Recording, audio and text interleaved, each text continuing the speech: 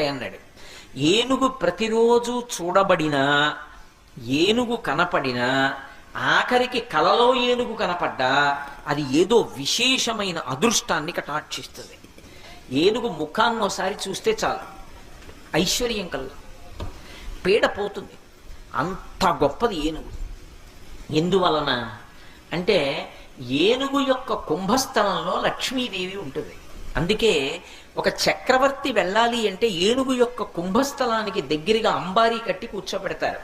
ఎందుకని? ఆయన చక్రవర్తి కాబట్టి లక్ష్మీ స్థానం మీద పెడతాడు.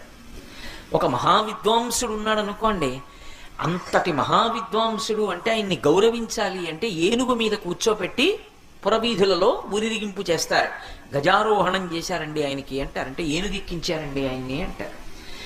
ఏనుగు ఒక్కటే అంత ఉత్కృష్ట ప్రాణి. లక్ష్మీ స్థానం కుంభస్థలంలో ఉంటుంది, 5 చోట్లే ఉంటుంది.